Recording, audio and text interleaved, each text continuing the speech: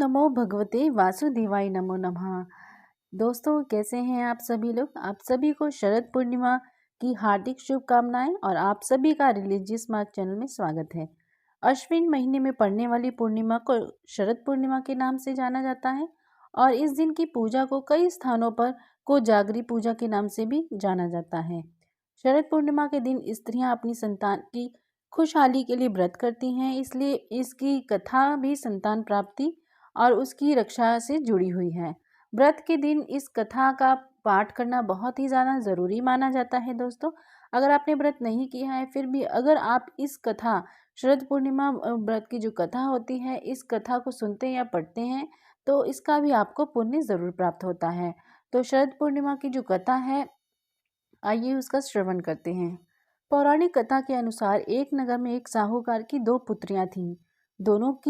दोनों ही पूर्णिमा का व्रत रखती थीं। बड़ी पुत्री पूरा करती थी, लेकिन छोटी पुत्री व्रत को बीच में ही अधूरा छोड़ देती थी, जिसके कारण छोटी पुत्री को संतान प्राप्ति में दिक्कतों का सामना करना पड़ रहा था और उसकी संतान जन्म लेते ही मृत्यु को प्राप्त हो जाती थी।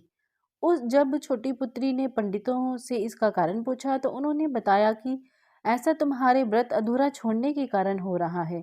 वहीं इसका उपाय पूछने पर उन्होंने बताया कि यदि तुम पूर्णिमा व्रत को पूरे विधि विधान के साथ करोगी तो निश्चित ही तुम्हें संतान की प्राप्ति होगी। पंडितों की सलाह पर उसने पूरे विधान के साथ पूर्णिमा का व्रत पूरा किया, जिसके परिणाम स्वरूप उसके यहाँ बेटा हुआ। लेकिन कुछ समय बाद ही वह मर गया। इसके बाद उसके बच्चे की देह को एक पाटे यानी कि पीड़ा पर लिटाकर ऊपर से कपड़ा ढक दिया। फिर वह अपनी बड़ी बहन को बुलाकर लाई और उसे उसी पाटे पर बिठाने लगी। वही बहन जब उस पर बैठने लगी तो उसका लहंगा बच्चे का छू गया और वह जीवित होकर रोने लगा। ये देखकर उसकी बड़ी बहन ने कहा कि मुझे कलंक लगाना चाहती है क्या?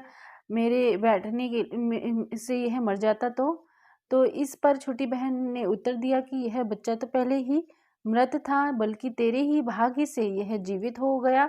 इसके बाद दोनों बहनों ने सभी नगर वासियों को शरद पूर्णिमा व्रत की महिमा और विधि बताई।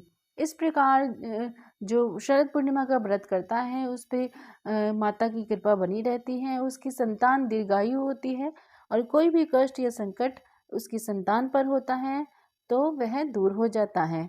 तो दोस्तों, आप सभी को शरद पूर्णिमा व्रत की बहुत बहुत शुभकामनाएं और आप सभी पर इसी प्रकार से माता की कृपा बनी रहे और आपकी सभी संतानों की सुरक्षा होती रहे। वीडियो को लाइक शेयर ज़रूर कीजिएगा। ओम नमः शिवाय। जय